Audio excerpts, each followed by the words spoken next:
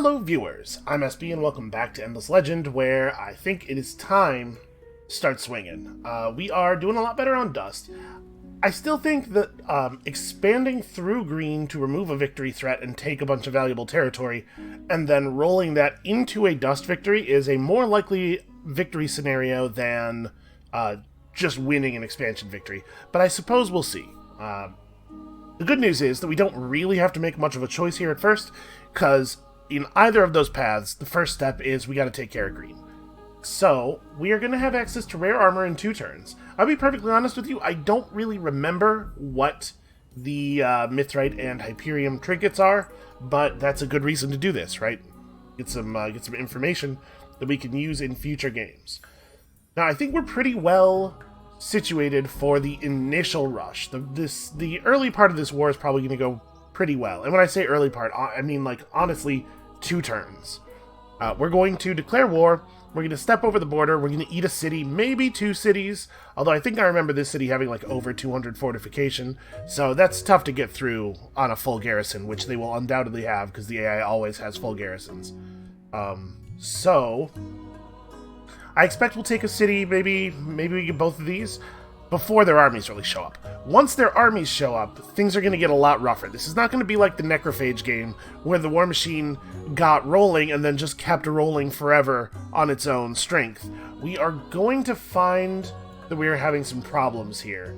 My biggest concern is that their units seem to have more initiative than all of our units, and their army's heavily ranged, so they're going to get to deal a lot of damage for free, by which I mean without taking counterattack damage. So we're going to have to be very careful about how we command our forces.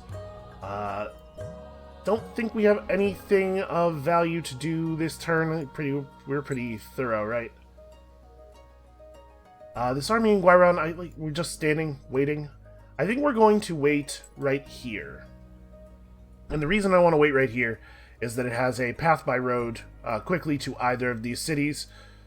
We probably should... We'll hit this city first. Probably get a hold of it right away. And then I'm not sure if it will be better to have our 2 armies travel together or to separate and try to put pressure in multiple places. But this is going to be... tricky. And the way this war goes is going to define the end of the game, probably. Because my suspicion is that Green wins the game if we don't stop them. I'm nervous. I am very nervous. Let's keep moving, though. So we're making pretty good money. We're making enough money to rush, 2 troops per turn pretty easily? What's a full-cost man here?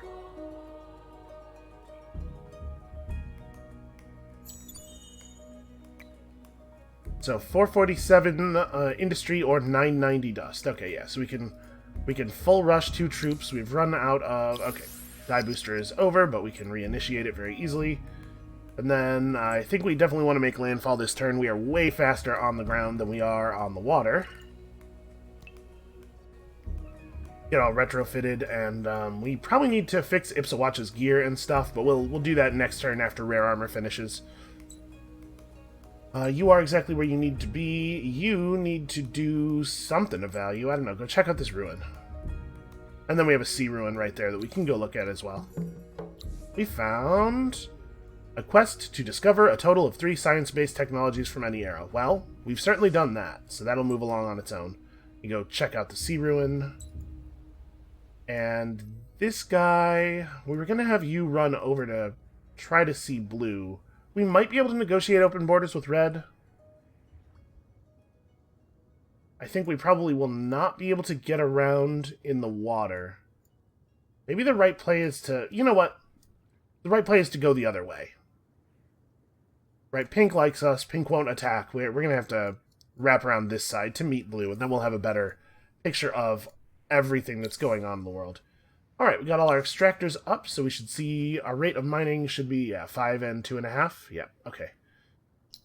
Going to be using a lot of Hyperium in our gear in the near future. Here... Probably want to get a dust depository up, and then once we have the dust depository up, it'll make sense to move everybody over to dust. But I think I'm not going to rush that, because I think at this moment it behooves us to... I'm going to bank 1.5k here. And then next turn, we're gonna, like, really dump dust into into buying units, probably. Once we have the upgraded rare armor designs and stuff.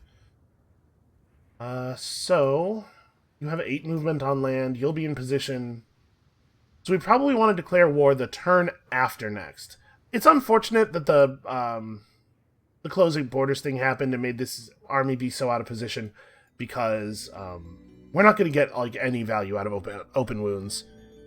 And green has really significant health regen too. Well, it is what it is. I think it would have been a mistake to go after it really aggressively. Oh man, look at that. If we hadn't gotten out of the water, I might have said we should just engage in some transport-to-transport violence as soon as the war declaration goes off, but I don't think we have the time to do anything with them. We have to just let that extremely damaged army go. So yeah, I'm just gonna bank. Let's get our rare armor available, and then we'll figure things out from there.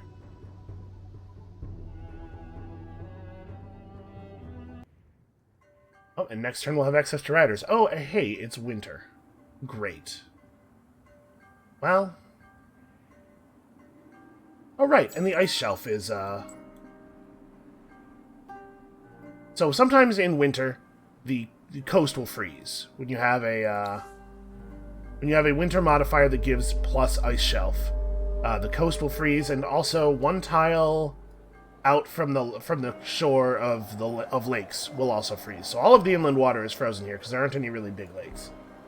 That doesn't, I think, have a huge effect on us here. The other winter effect was -1 dust on sea or lake terrain, which does affect us, but not a huge amount. We're losing way more dust to this. So we have a huge number of pearls, and I'm not spending them. We should, like, fix that. How best to take advantage of these pearls? Well, we could potentially build some strategic intensifiers. We're not actually adjacent to any of the sources of strategics here, but we could be adjacent to this source of Hyperion pretty easily. And building the intensifier over it would double the amount that's coming out of there. I'm not sure what order the modifiers are applied in, but it may be the case that that makes that thing produce a ton of Hyperion, depending on whether the multiplier is applied after or before the Silic effect. Yeah, that's interesting. What else would we do with them? We can make pearl accessories, but my memory of those is that they are pretty bad. We can make the Ward of Auriga, which causes our cities to do damage to nearby enemies. We could get Towers of Truth, which cause our watchtowers to do damage to nearby enemies. Although I guess the Tower of Fidelity is strictly better, right? 0.5 retaliation damage per fortification, whereas this is 0.3. And also this gives more free fortification and more vision. Of course, there's always extra population. Extra population is pretty good. The Winter Burrow... Oh, you know what? Winter Burrows are pretty good. Yeah, actually, this is probably what we should unlock, right? We don't have the dust... Or we don't have the pearls necessary to build very many. Iceworks is pretty good for us, too. We actually have a lot of river terrain. You know what? Let's get Iceworks and try to get some Iceworks constructed here. The winter is going to be 5 to 25 turns long, and my experience has been that they tend to be on the longer side of the estimate. This is useful all year round, though. Yeah, all right. This is also the Abbey of Anomalies is also good, but let's get chapels up in the places where it makes sense to build chapels. Also, I suppose we should get in the water, but we can grab some pearls over here first. And this is not the turn. Next turn we want to declare, because right now I only have 1 point of movement. I wouldn't be able to hit the city anyway, through the forest. So we got 30 Titan Bones. Raise your Science Ministry by 1 more level than previously is actually not a trivial task. I don't think it's worth 480 dust, but... Now that we have 30 Titan Bones, can I just go buy 20 more Titan Bones real easily? Or is it... We're on 45, right? Yeah, 45. Yeah, sure, I'll buy some Titan Bones. I think that's a reasonable expenditure. And next turn is when we'll pop the Quicksilver as well. Okay, so Ipsawacha is leveling up. 12 attack for every unit in his army is pretty good. And then... Sorry, actually, I want to be in his equipment menu here. Let's fix him up. So he's out of date. We have access to Break Wall, which is a pretty good shield. Let's compare it to our other options. 14 defense, 15% attack. 6 defense, plus 20% defense, plus 10% damage. This does only have block 2 on it, whereas this shield has block 3 and sharp sense 3. What exactly is the value of... Sharp sense 3 is 40% extra defense. Okay. You know, I think this might actually be better. Yeah, I think it is. Right, because with this we have 80 standing defense. And with this we have 80 standing defense. But we get a bunch of attack, and we're way better at defending from ranged attacks. This shield, unusually, does not have sharp sense on it. It was a pretty strange thing. Also, we should definitely equip Army Health Boost. And let's have a look at our weird trinkets here. So, okay, we can get Life Drain for him. He is level 5, so the Life Drain 2 is 2 points per level, right? Yes, this would make each of his attacks do 10 bonus damage before the attack actually occurs, and heal him for 10. And that number will just scale up over time. Okay, we can get Disease and Disease Immunity like a Necrophage. Piercing Boost and Resistance Boost are available from these trinkets. What is Piercing Boost exactly? It's attack and damage, but how much? 8 attack, 6 damage to the whole army. That's pretty good. It is also fairly expensive to equip. I think we'll save Hyperion for that. We have one more equipment slot then that is not spoken for. Resistance Boost is 4 defense, 6 initiative. This is less impressive, although I will say that initiative is a problem. But if we're going to go for initiative, we would just equip this thing, right? That's plus 2, plus 5%, and it doesn't cost us an expensive resource. Honestly, it's pretty bad, though, Initiative Boost 1. We could just go for Personal Health instead. Sorry, well, where's that? Personal Health. Where is the Personal Health ring? It gets him up to 221. Boy, he is squishy. And then we'll plan for the other slot to be for this thing, which we can do next turn. Which means that we are not building any troops with Hyperion armor just yet. Oh, also, all of his other gear is out of date. We should fix that. So, let's compare our options here. A Dust Helmet is 28 health, 10% defense. Tier 3 Iron is 18 health, 8% attack. The Mithrite Helmet is 34 health plus 20% attack. That feels... or plus 20% damage. That feels pretty good. Hyperion Helms are health. I actually really like that. Then we have 14 defense, 46 health versus 18, 52, and also some attack. And that's a lot of initiative. Man, if we could get Mithrite boots on everybody, that could be really helpful. What's the Hyperion boot do? Ah, the Hyperion boot's a ton of attack. Those are both really good. Okay. This is going to be our retrofit plan for him for the moment. Wait. Oh, we should also probably give him a real weapon. Obviously, it's not a big strain on our resources to equip either of these. We just have way more Adamantium. And the difference between the Adamantium and the Palladium is a lot smaller than the difference between, like, Titanium and Glass Steel. So yeah, we'll do this. And then we're going to have to wait till next turn. Okay, they have a troop out here, so we can get a little bit of a vision on what they have right now. 50 attack, 82 damage. I mean, this is a support unit. It's not really terribly meaningful. We can see their heroes are very impressively statted. And of course, everybody in their army is going to have free counter, because they may as well have infinite resources. So that's going to be dangerous. We may need to step up our percentage of ranged units, just to avoid taking, like, huge amounts of damage from the free counter. So let's see. Over here, this is a 3-village region. May as well put up a chapel. And let's buy some troops. You know what? Somebody pointed out in the comments, the Nose Place pointed out in the comments last episode, that I could solve some of my vision problems by hiring a proper spy. Part of the issue with that, first of all, is that there are not a lot of good spies available, huh? So you can see all of the heroes in the market currently have the Spying 2 capacity. Most people on Ariga are not that good at being a spy. What I hear is that it is complicated. Unfortunately, there are no Forgotten in the marketplace. Forgotten are great at it. As you might imagine, the Necrophages are worse at it than most people. Not a lot of subtlety in the Necrophage plan.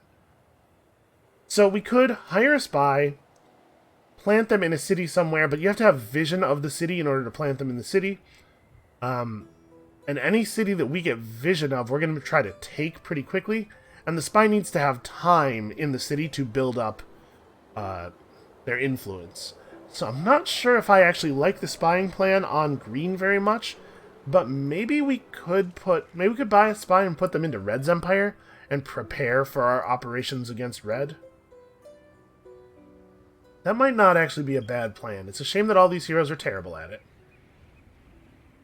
And at this point, if I'm hiring heroes, they got to be governors, right? We have too many empty slots in our empire. Another thing we could do is we could hire like Empty Belly as a commander, right? Because we're already looking at 2 full armies with more troops getting completed every moment. We could go to 3 armies. The thing is, I'm expecting this war to be very difficult. And so I want to make sure that we are really in position to work this.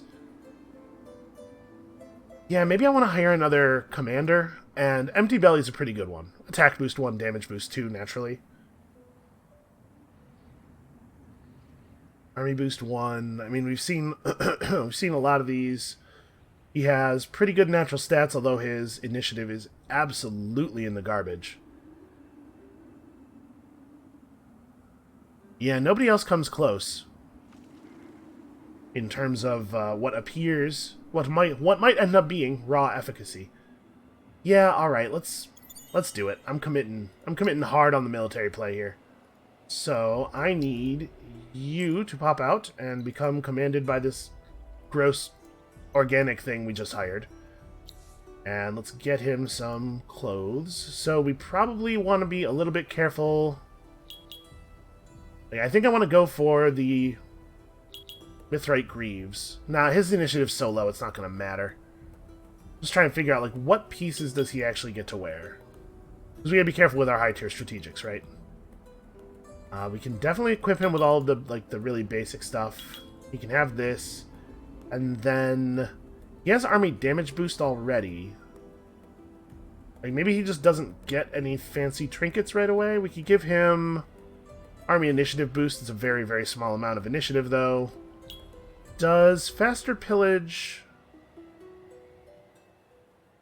Okay, faster pillage is not an army thing. It will just add to his pillage damage. Hey, we didn't even finish looking at all of these because I got distracted. So Forest Resonance doubles the defensive bonus of forests. I assume that this would not also double the attack bonus of Wildwalker units that are standing in forests, although I'm not certain of that. You could gain the Shock capacity, which does what? -2 morale on opponent for the next 3 rounds. That's pretty cool. Boy, these would be handy to have on a lot of our units. Unfortunately, they cost 11 each. We just give him a personal... Actually, you know what? Personal improved life might be the way to go. Given that we are... Given that we are going to have to deal with an awful lot of ranged attacks. That's probably a good move. Here, I think... Do I want to go for the Iron Helm or the Dust Helm? I really do like the attack. We have access to this, and that stuff's not going to be competitive. You know, we can afford to do a little bit of Mithrite. The Mithrite's not really a bottleneck. That's not going anywhere. I'll give you... Yeah, we'll give you a Palladian shield, and of course, a great big weapon. So, I think Range Slayer is the way we want to go here. He has access to one-handed swords with Infantry Slayer, and two-handed axes with Range Slayer, which means we would have to ditch the shield. That's tricky. Do I think he's actually going to be able to get in on enemies to hit them? Or does he need to have the shield to enable him to actually fight people? It's a shame he doesn't have access to one-handed axes, because what I'd really like to do here is a one-handed axe and a shield. Well, let's go for the axe that has some defense on it, because we're definitely not going to be able to push his initiative above the enemies. Alright, so you're outfitted. Are you reasonably modern? Reasonably.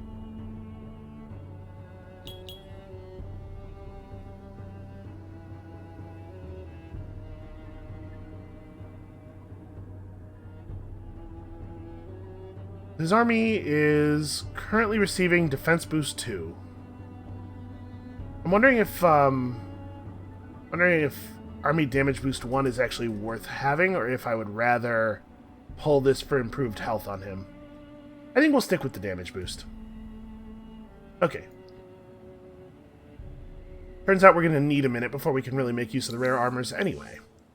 And once we have access to the riders, we're definitely going to want to get a bunch of them out quickly. Yeah, let's step up production of Dust Bishops a little bit. I think that's probably going to turn out to be pretty important.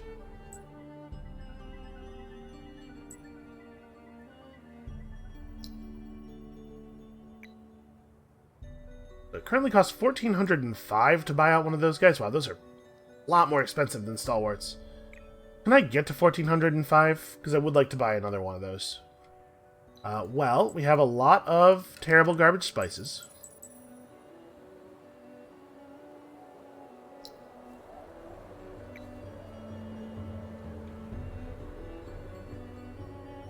I need just a tiny bit more, so we can sell a little bit of glass steel, probably. That would be fine. And at some point we have to turn our dust back to economic concerns, like buffing up our cities and stuff. But this is really important. Green is going to win the game if we don't stop them important. Okay, this guy needs to get in the water. Yeah, it's unfortunate. I had units end their move by stepping into the water, and then they're all of a sudden on land again and have to end another move by stepping into water.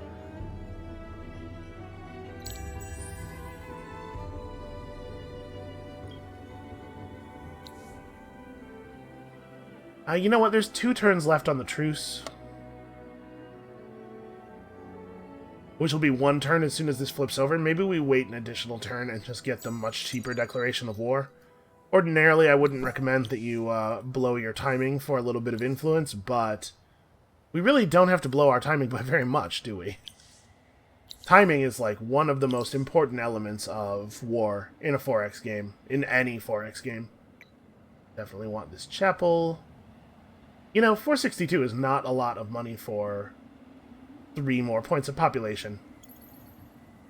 Yeah, I should probably, in any place where it's worth having the chapel, it's worth having the chapel now. I should be more aggressive about this. We can build 1 more chapel with our current amount of pearls, right? Are they 10 or 15 each? Okay, they're only 10 each. So,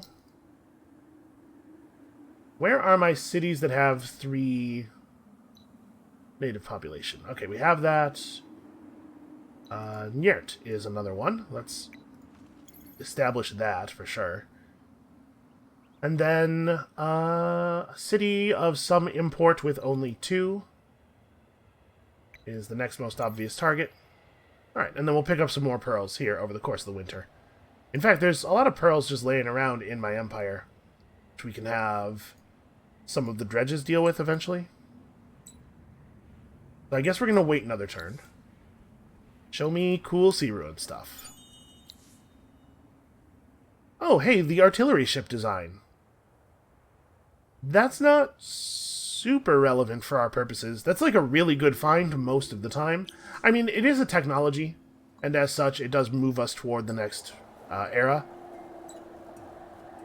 I don't think we can get a lot of value out of having artillery ships, unfortunately.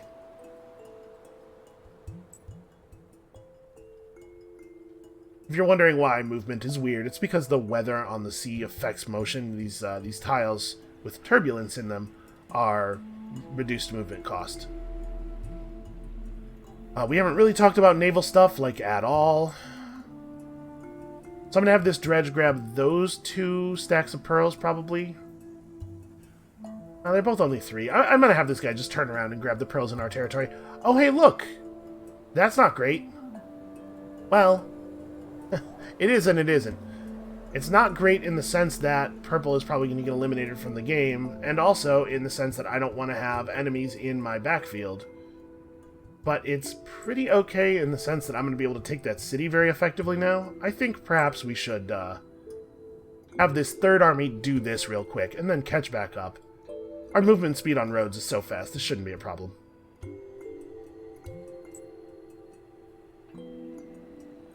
Plus, this gives me an excuse to come back and get all these pearls.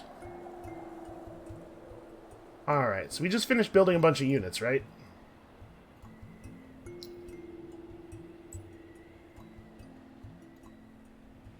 Let's go and lend some aid over here and start building another unit. Oh, okay, so we have rider designs now. Let's talk about riders. These guys are cool. They're fast. Honestly, the importance of riders is a little bit lower than the importance of cavalry units for some factions, because stalwarts are an unusually fast infantry unit. They have 1 more point of base movement. I think, right? Yeah, they have the fast trait, which gives them an extra point of movement in battle. So, normal melee units, normal infantry units move 2. Stalwarts move a base of 3, which means that riders are only actually moving... riders have -1 battle movement. So riders aren't actually, like, much better at getting in than stalwarts are. But they have life drain, which is very cool. And they have charge. So the turn that they get in on an archer, they can potentially put out a lot of damage. This is part of the reason I wasn't in a huge hurry to pick these guys up, is because, like, they really don't fill the cavalry role very well. It's kind of strange. They're marked as cavalry, and that gives them some unique abilities. You know, some units are better against infantry or whatever, and these guys get around that. But really, riders are light infantry that are marked as cavalry, while stalwarts are somewhere between light and heavy infantry. And we don't have access to, like, real cavalry, but we also don't need them. So we could put on our cavalry slaying long spears. I think that's probably the wrong play. Or we could just have some hammers and go for stuns. I like stuns. So the difference between an adamantian hammer and a palladian hammer is that the palladian hammer has a little bit of initiative and the adamantian hammer has a little bit of defense. I think defense is going to be really important. These guys could... Yeah, these guys could have mithrite helms. You go, like, real deep on the mithrite helms at first here. Your initiative is so bad. The hammer doesn't help with that. Hammers have minus initiative on them. But their initiative is low enough that we're not going to be over the Wild Walker archers anyway. So maybe I just want to do this there. And then we have an empty hand slot, which is unavoidable. It's just how it is. This unit does not have access to shields, and also does not have access to two-handed hammers. So if you use a one-handed hammer, you just have an open hand. Probably we do that. Right, we're gonna need health to survive the barrages. So yeah, let's start building riders, man. They are fine. They're totally okay units.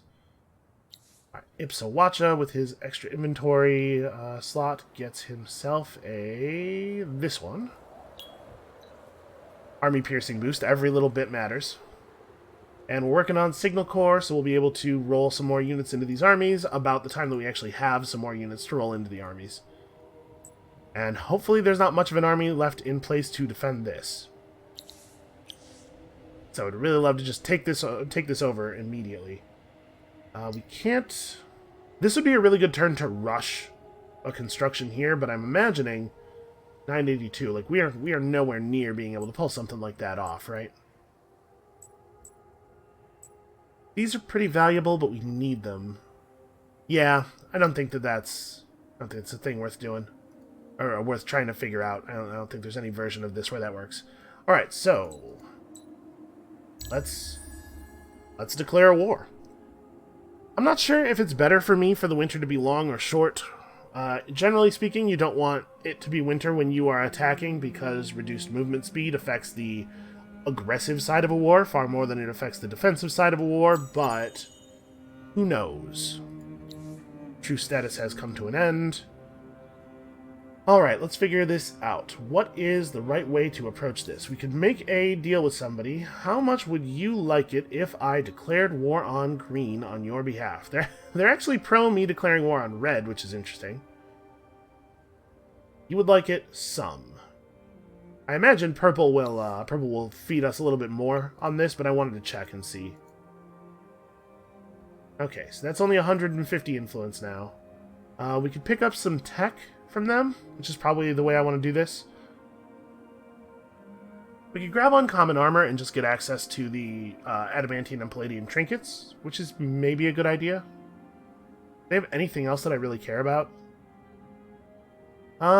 Alchemical armor will give us the tier 2 version of both the army damage boost trinket and the dust from citizens trinket, which is certainly compelling.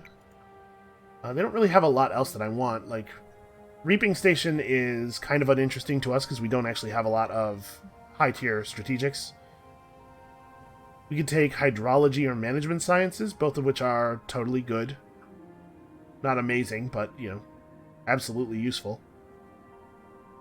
We don't get any benefit from alchemical alloys. So, okay, if we're going to take one of these, which one is it, then, is the question.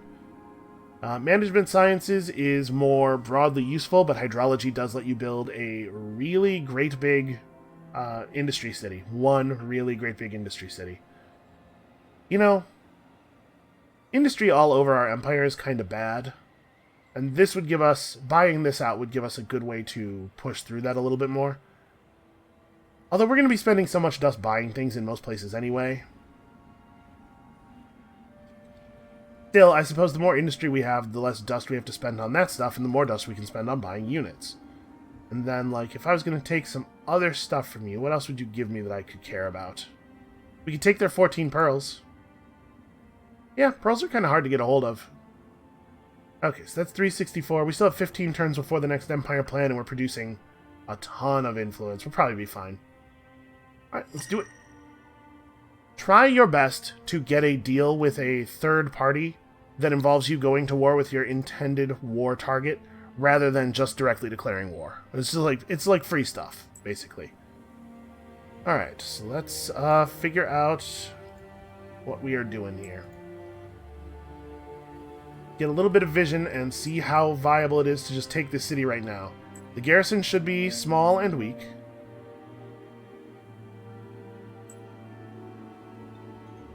Although I can't see the city's nameplate, so who knows. That's very annoying. Let's get the rider done here. It's probably more important to get units finished in this garrison because they will be available for the battle, I believe. Yeah. The city center of Horlocken is just in the just barely in the region there. I guess we should fight this army because it's in my way and there's like no downside to fighting it. Get a little bit of free XP here. Oh, you know what? I forgot to use the Quicksilver. We could have gotten 40 extra dust out of that battle. Also, I've unlocked 30 Moonleaf and some item that we could equip. I do not believe that that item is likely to be useful. And now that we got 30 Moonleaf, I mean, like, is there Moonleaf on the market? I could just also...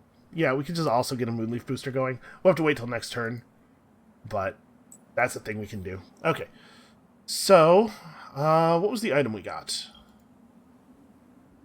I guess the best way to look at it will be to go into a hero's equipment, because I don't know if it's a hero-specific item or not. Oh, man. It is...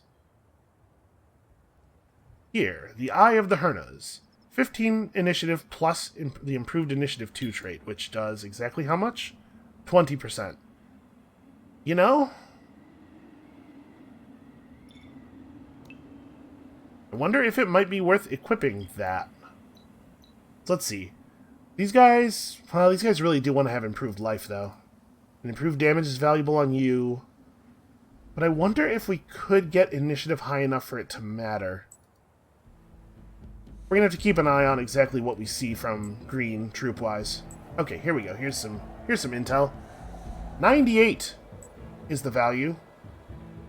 Well, we certainly can't attack the city with that army right there. So let's attack that army instead. This gets me my garrison too, which is nice. These guys probably don't want to veer off. That's 12 pearls, though. No, we probably don't want to veer off for that. Hold on, I'll figure out what to do with these guys when this battle finishes, because we gotta figure out whether we're gonna need support up here. So these guys are pretty weak. We've caught them coming off the water, all injured. This is a good opportunity, although they have some strong natural bottlenecking to take advantage of here, and they're all faster than us, except for the hero, who's actually kind of useful. We definitely want to start forward. We want to be on them inside this first turn, right? I have to be a little bit careful here because of the sweep strike back, and these guys have free counter as well. So they have sweep strike back and circular attack and free counter. We're going to eat some serious damage. Fortunately, not that much attack relative to our defense. Pretty good damage, though. So let me think here. We're going to see 4 ranged attacks, or 3 ranged attacks and a buff. Barkskin gives plus 75% defense, which will buff their defense up to above our attack. They're going to, of course, have morale. We're going to have morale. I really wish this space was available for me to put stuff in. Maybe I have the hero start here, and we have the Dust Bishop start here. I'm just thinking our hero has Forest Rage, so... And I believe... I'm not actually certain if this applies for the whole turn, if you started your turn in a forest, or if you have to actually be in a forest when you fire. But actually, he's probably... He's going to be attacking a ranged unit, right? We can have him run forward and attack a snake, but he's not going to be able to kill it before it gets a turn. So this guy does whatever. You have 4 range, right? Yeah, so none of these 3 are going to move. Then my ranged unit goes. Then their snakes run forward. They have 3 move each. So if we set up like this, one of them moves to here and gets a pretty great attack off. The other one runs to like here, probably. I can pull this guy back to make that less attractive.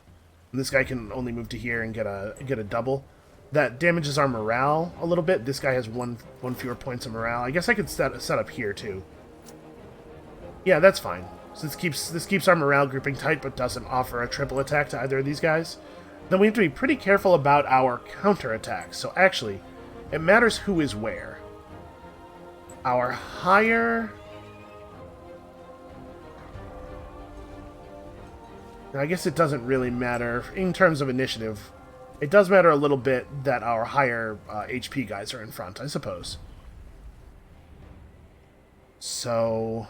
probably these 2 are going to lose their attack.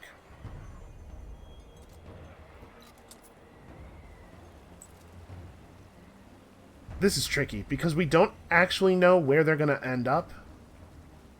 You know what? I should try to just ignore them on the first turn. Let's try to kill ranged units as best we can. So you have to move forward no matter what to shoot. Because the ranged units move before you do, and the other units move afterward. I'm gonna have this guy actually like run all the way over here. Then I know that we're not playing nice with morale there, but we can fix our positioning later. And I really don't want to give these guys an opportunity to hit my ranged unit and also a bunch of other units. You need to plan to. You have 4 movement. How come you can't? Okay, no, I see. It's a rendering error. When I'm zoomed up. When I'm up this far, for some reason I can't see his legal movement range.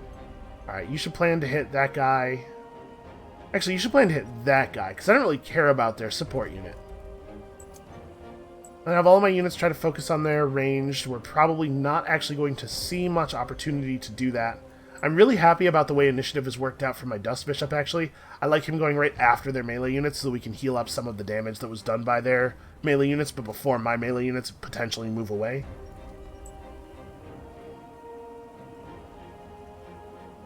Yeah, we might see some real pain here from these from the sweep strike backs, because these guys are going to run forward, do circular attacks, and then we're going to get hit by sweep strike back. But it's really difficult to plan around when we don't have a good prediction for where exactly they're going to be standing when they do their attacks.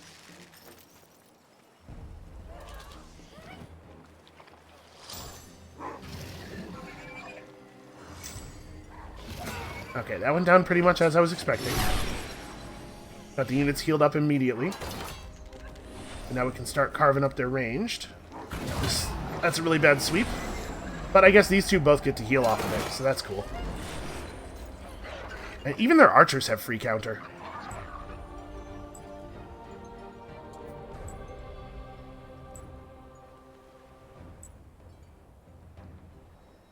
Alright, I wish that this guy was not going to get all his was not going to get his turn. We can make that happen. I don't have to let him attack. And this guy's going to get his attack off no matter how I do this, so...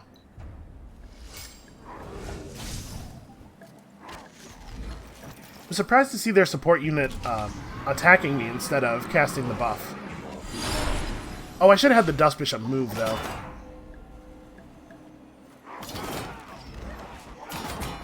Alright, it'd be really great if we could finish this guy off so we got a Soul Leech heal. Awesome. Okay. Our units came out of that in pretty good shape. Unfortunately, we can't Dust Heal the hero. That is 897 Dust there. Oh! And that's a Guardian. Okay, we're definitely going to have to kill that guy. This is slowing down me taking that city, but me taking that city is not nearly as important as me breaking down their armies. So, see if my memory was good on this city. Oh, I really can't... From a raised position 2 tiles away from it, I can't see the thing? That's annoying. Do I want to turn you around, or do I want to commit to attacking the city? The obvious danger here is that if this does turn out to be super well defended, we don't have much of an ability to push it.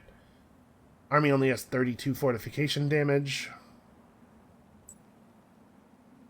Yeah, 190. We certainly can't attack. Alright, let's spend some dust over here, just getting units in position. We can definitely make... What do I have to get this rider out? 982. I can probably make it to 982 from here, right? Sell all of that. We probably are not actually going to make use of the blood crystal, right? There is no blood crystal on the market. So yeah, I'm not even going to be... Oh, sorry, there's tons of blood crystal on the market. But yeah, I probably don't care about spending this much dust on 25% attack, right? Maybe. I don't know. What I do care about is having another unit. Because our attack is fine. We're getting over their defenses. And we're not, like, near a breakpoint or something. Like, I suspect 25% attack wouldn't actually have a meaningful effect on the amount of damage we're dealing. Alright, this is an okay place to build a chapel. Over here in Savial, we need to build... Yeah, you know, we have enough land that an apprenticeship registry is actually pretty meaningful. That's going to be true in a lot of places. We'll be buying a lot of influence, or buying a lot of industry over the next few turns. Okay. So here's a trick. Here's a real problem. This guy's going to get to retreat from us for free this turn. I can't really do anything about it. And he's likely to heal by so much that attacking him next turn and having him retreat again probably doesn't solve the problem. We might have to employ some trickery. What I'm thinking is we can have the rider get finished, pop the rider out of the garrison real fast, have him run over here and attack this guy, not include Ipsawacha as reinforcements, under the assumption that Skoros will assume we are going to include Ipsawacha. Meaning that Skoros will retreat from the battle, losing his action point, and then we have Ipsawacha actually attack, he no longer has an action point to retreat, and we get to kill him before really having to engage with their forces. That's the plan. We'll see whether that actually works out or not. This guy has movement. Oh yeah, you have a bit of a long journey ahead. This is kind of tricky because it's planning based on what the weather is right now and not what the weather will be over the next few turns, because weather moves over the ocean. We'll have to keep an eye on him and make sure that we're running that sensibly. But this is the play right here. Just got to get this rider out of Emiroya and challenge that guardian before he can move away.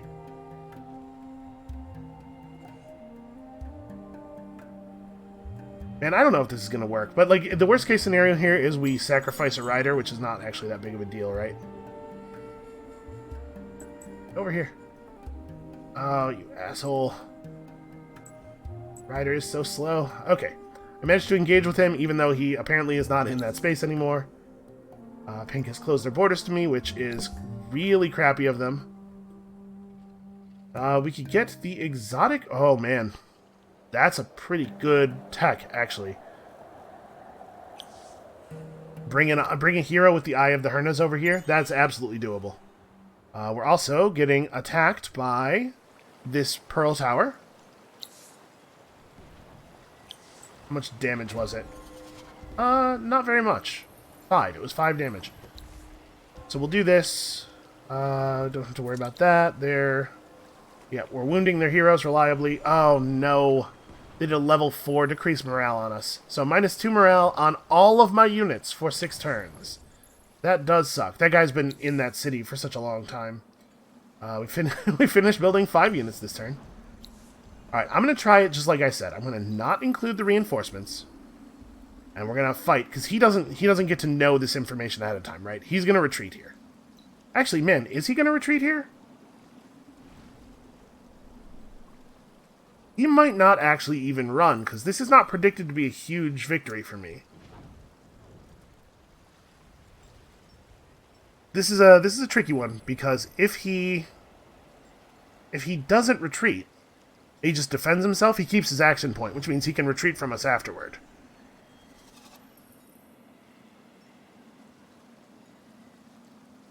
I'm actually pretty uncertain what's going to happen here. I thought this was going to be an overwhelming value, and the AI uses this to determine whether they should run or not. I'm going to include everybody. Okay, he did retreat. We got 400 dust for it.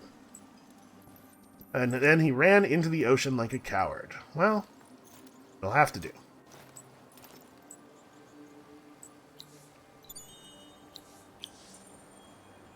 Okay, this city is really not ready for us, and in fact, yeah, with those units out there, we're just going to take Mean at the start of next turn, so that's cool. This city still can't see the name tag. Okay. I'm confident I can do this. Actually, there's no reason to not have these units run over here and join the army, though. We could be benefiting from hero capacities and whatnot. 4 units with 30 fortification. These are going to be real units, because there's no way this army there's no way this city has a proper garrison, right? I guess I could just siege it out. We could do 1 turn of siege, so they have no fortification to mess with us with, but... Well, what I was about to say is, but I really want to get this army moving back toward the front, but we're out of movement anyway. Like, I can't move away this turn, so we may as well just do this now. You know, I'm not even going to do the heal button, because probably that army's going to heal to full on the next turn anyway. Okay, but we're making good dust off of all the fighting. So let's turn that dust into more units. Also, let's run some more units up here into reinforcement positions around this battle, because it looks like we're going to have a real battle here. I'm kind of not certain what they're waiting for, even. They have a pretty significant numbers advantage here. This is 12 units. It does not help them to wait while I build more stuff. But they seem to be interested in waiting while I build more stuff, so I'm just going to build 3 more stalwarts real fast. Oh no, 990.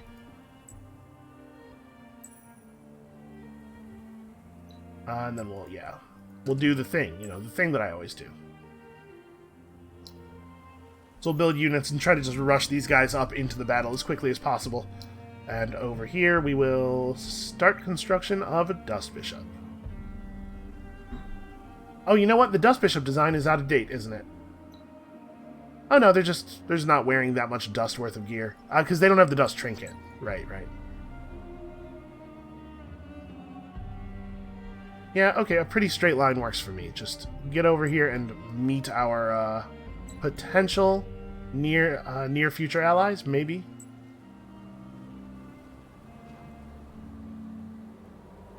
In general, the Forgotten are ornery, difficult people, but sometimes they can be reasoned with when you have a common enemy.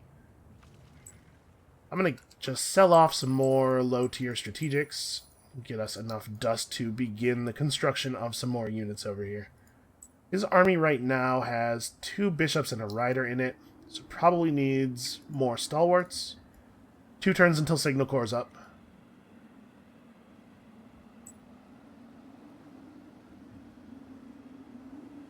We're going to have to do some fast clicking at the beginning of the turn here, because I definitely want to initiate this battle before those units have a chance to move.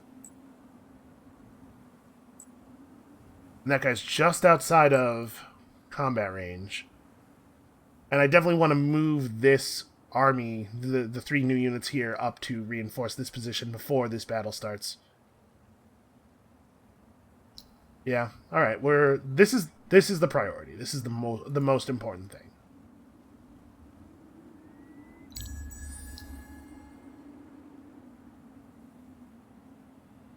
If we end up having to fight 1 additional unit in the battle up north, I don't think that's necessarily a big deal, and there's a pretty good chance that that Vine Snake is just going to attack the rider anyway. I'm sure he feels advantaged in that battle, so... Oh, didn't get him in there in time. Okay, well, they started a battle, I started a battle... Okay, lots of fighting. Let's take us through the end of the video here. They have, also, just random demons flying around. That's neat. Probably not actually a threat, this one. You know what I'm realizing is that Exid's not actually... Wait, why am I not allowed to change his... Oh, because he's in range of that battle, right. Okay, so the Ali have been formally eliminated. They are starting to run a bunch of dudes around in our backfield. This army's probably going to be playing defense for a minute here. And then maybe sailing across the ocean to claim all these islands that green is helpfully building up for me. Yeah, alright. And... Oh, decrease morale level 5. Really? Okay. Well, that sucks. Let's resolve this battle and the other battle first, and then we'll do the battle where I'm more likely to lose last. Yeah, all of our units having -5 morale for several turns is actually really shitty.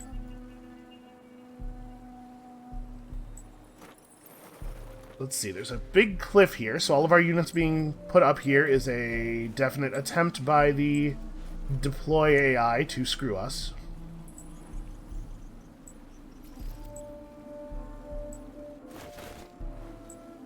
So I guess you being up on that cliff isn't so bad. But I want this guy to be in a position where they have to, like, run forward to actually shoot at me. And we could be here. I'm setting up a pretty good chain lightning, I guess. Not really a lot that I can do about that. It's like counteract the morale or break the chain lightning, and I think counteracting the morale loss by having everybody group up is a little bit better. And then we have 1 unit up on the cliff because 1 unit can totally get in here. Yeah, that morale loss is really brutal. I should have... If I was going to start spying, I needed to do it a long time ago, and I should have. I should have hired a spy and done it a long time ago. That's a thing that absolutely should have occurred. Alright, so we know the demon's going to move in on us before we get any of our turns. So I'm going to hammer him with our 2 ranged attacks and hopefully get some decent healing out of the the Dust Bishop here. Exit's plan needs to be to get to the ranged. Basically, everybody's plan needs to be to get to the ranged. Nobody should be targeting militia. My units are mostly fast enough to get in here, so like just try to make it happen.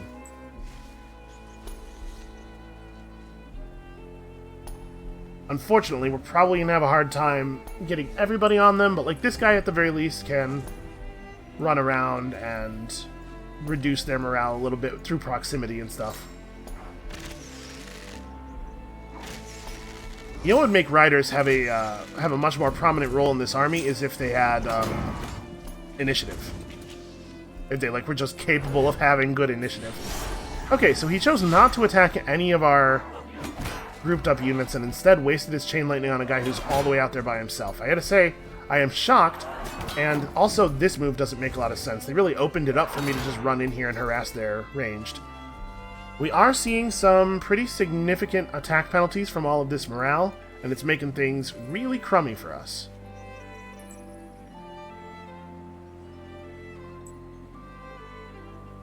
I'm going to have you step forward to...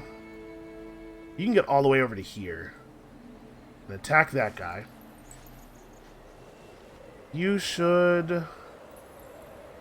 I think I'm going to ignore... If this guy's content to just fight over here, let's let him. Let's just keep everybody really focused on the ranged units. But make sure that we're targeting ranged units that we can actually threaten a little bit.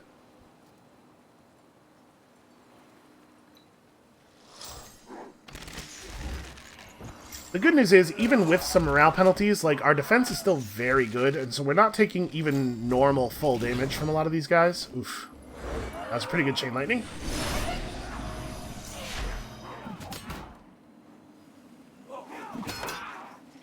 Alright, they're doing a better job this turn of using their attacks to prevent me from getting in on their ranged. Really, I didn't have him targeting that unit? I could have sworn I did.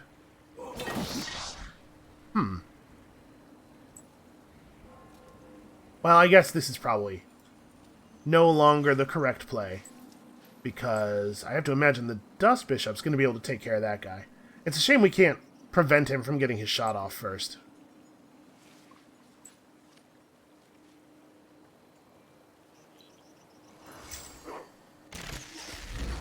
Alright, so mostly this is about just, marching forward. Okay, they last standed my hero, which is a shame.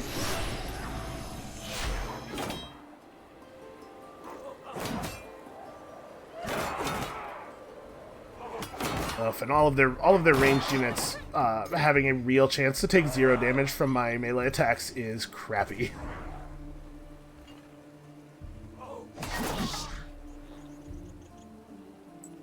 Well, it turns out... So we're 47 attack with all of this morale penalty. So actually, the Blood Crystal probably will push us over the breakpoint of having our attack higher than their defense, given all of the morale damage. So actually, we probably do want to buy some Blood Crystal from the market.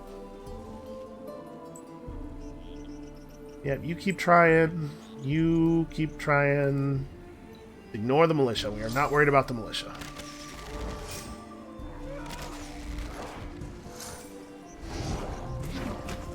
Oh, the chain lightning went the wrong way.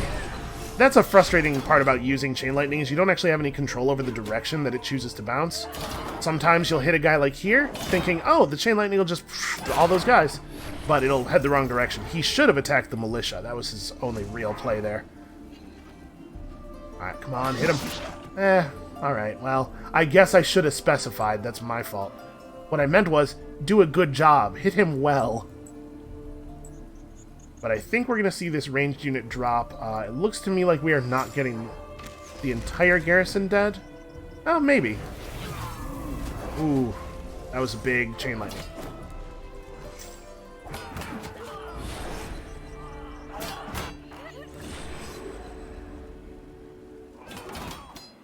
Yeah, never mind. We got a couple of really good hits off there. Oh, it sucks that that guy didn't die that turn. I think, given the position of our troops, we want you to move to here before attacking. Sorry, you're not the guy. We want you to move to here before attacking.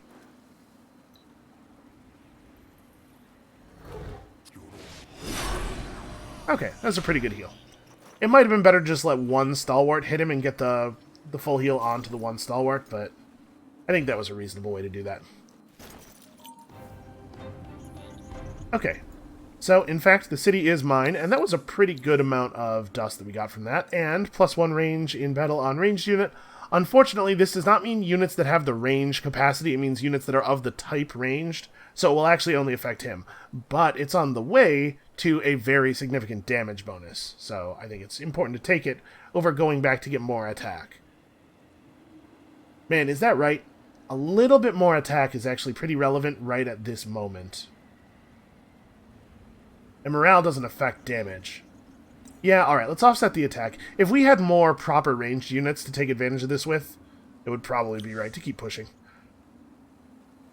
And we may as well get on that blood crystal before we, Turns out I made an error selling the blood crystal last turn. Somehow we will suffer through... Oh yeah, sorry, I have an extra city now.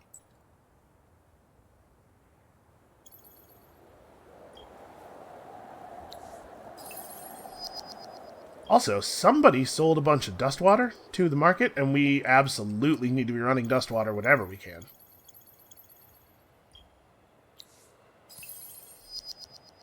Alright, we're down to only happy because of the fact that we have a new city that is not very happy with us.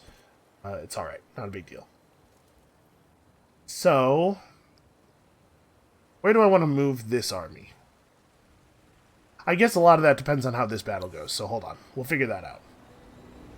Not you. Yeah, I want to do this one next. So they got 3 of these dudes who are supremely annoying, and actually that's a very high attack value. And a Vine Snake who is 126 damage. Cool. They definitely jacked the stats on their units way up after I declared war. Sorry, was I not clear? I want to do the battle. Oh, this bug. Okay. I'm pretty sure that the only way to actually play this battle will be to save and load. And actually, I might have to reload the autosave from the beginning of the turn. This is an old bug, though. Tell you what, let's play the other battle. Will it let me?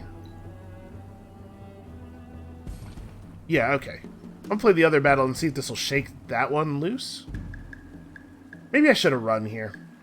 Because they really do have a lot of units. But I suppose a lot of their units are slow and low range. We could, like... We could just set up all the way over here. Take on these 2 right now. And then fight their backup as it streams in slowly. Maybe something like that formation. Or I guess this guy should be in the middle. This way is still... The Vine Snake still only gets 2 hits here. Yeah. Let's do this. We'll take these 2 units down really quickly, and then we'll fight their reinforcements as they come in. But maybe I want stalwarts up front. Yeah, the stalwarts have more defense. I want the stalwarts at the forefront of getting hit by ranged attacks. This is gonna suck, though. This is gonna hurt a lot. Okay, so... The plan with our melee units has to be walk around this guy and hit him from the other side. We don't know where he's going to attack, but, like... Sorry, you also need to try to move to here.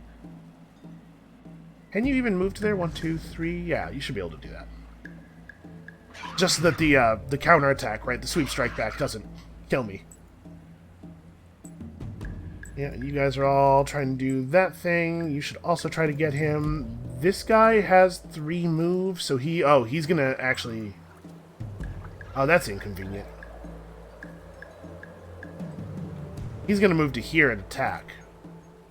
So if either one of these guys attacks him, the demon attacks him, and then blocks this spot, that actually makes it very awkward for me to get the hit I want to get on this Vine Snake. Well, I have both the ranged attack the Vine Snake, have you just plan to fight him. You guys should just plan to fight him because there's not really a lot else you can do. You can plan to run around back and hit that guy. You can plan to run around back and hit that guy because there's a chance this guy won't get to execute his move, right? Because he might get attacked. It would be great if you could hit this guy. Just from any angle. Because the Vine Snake is the one I'm most scared of in terms of counterattacks and stuff. This guy is not going to be able to get on us this turn because he can't fly over the cliff. And then they have all these short-range ranged units coming in who will be part of the battle soon, but not this turn. Wow, 0 to 240, huh? Morale is really something.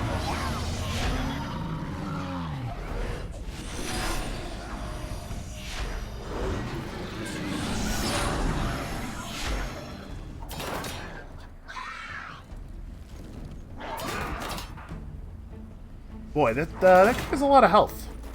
Hit him for 75 and it did almost nothing to his health meter. Yeah, this guy does have 120 damage and 253 attack. That's not awesome. How do I want to deal with this? This is actually pretty bad. This is a lot of units. They were able to put a lot of units at the forefront of this war a lot faster than I thought they were going to be able to. You guys both plan to move to there? Because I'm not sure at all who's still going to be alive.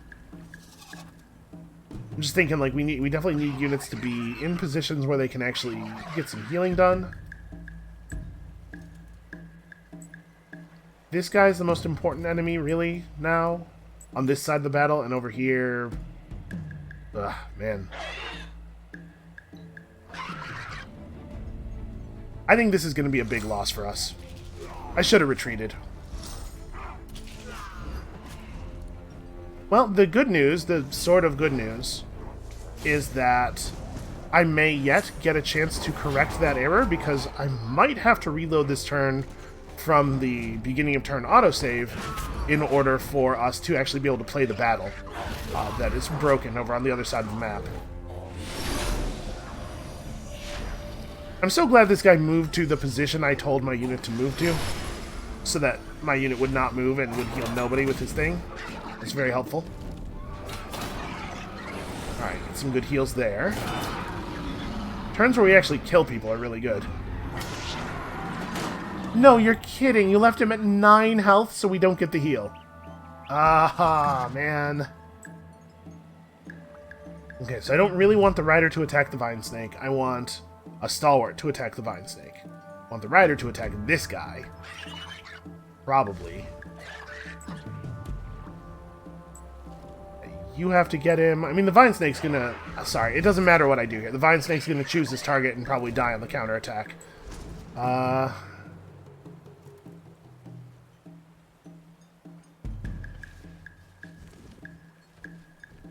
You want to move to here, probably.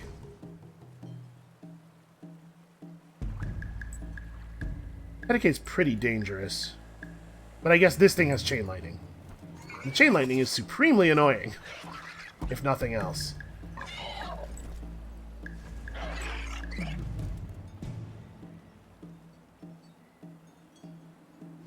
They're close enough now that we're going to start suffering a lot of ranged attacks.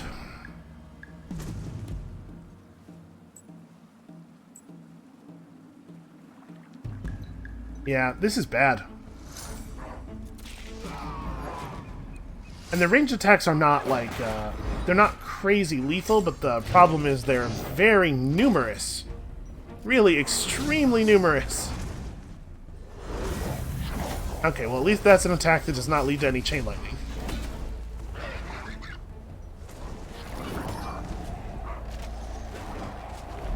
Yeah, see, this kind of thing is what I was worried about.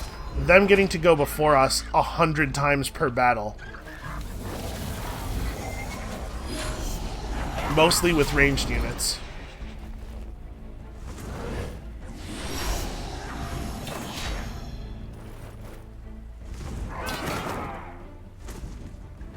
Yeah, we don't have any killing power left.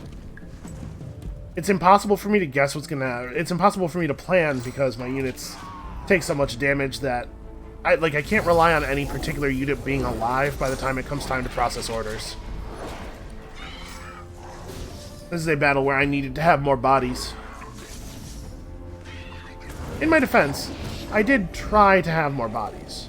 Also, this thing where we frequently leave enemies just barely alive is super bad. Like, there's no army in the game that can win through barely leaving armies alive all the time, or barely leaving enemies alive with all your attacks.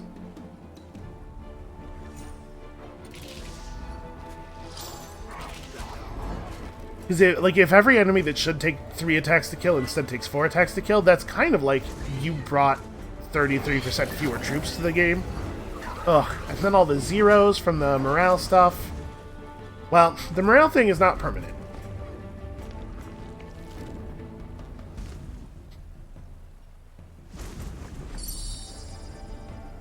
Alright, the hero being wounded matters not even a tiny little bit. Because it is trivially cheap to pull heroes back up.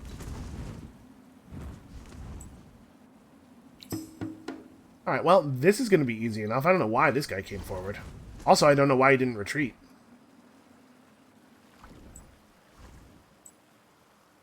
So we probably do all want to start in the city. Like, I need the morale that badly.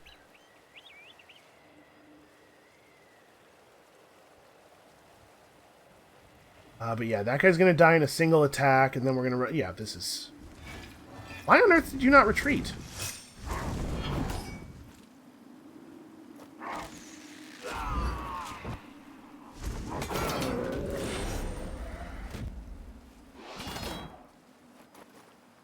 Well, it's nice of them to just, like, give us a free one battle as recompense for the thing that just happened. I don't know why on earth any of you would be trying to attack the support unit when you could attack the unit that actually does damage. This is a little tricky. I guess we only actually get to put 2 attackers on this guy. But you should run around that way. And I suppose the other units can focus on this dude.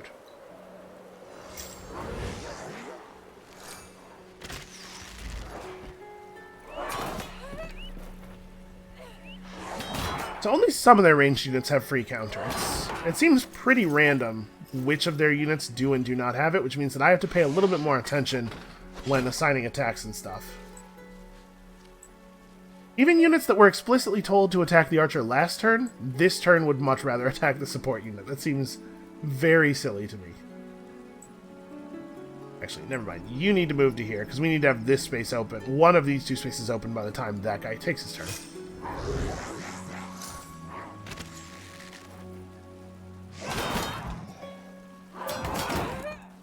Alright, whenever my morale is within, like, 4 points of theirs, we really get to run the table on them. It's just when I'm, like, -5 and they're +5 that we have real big problems.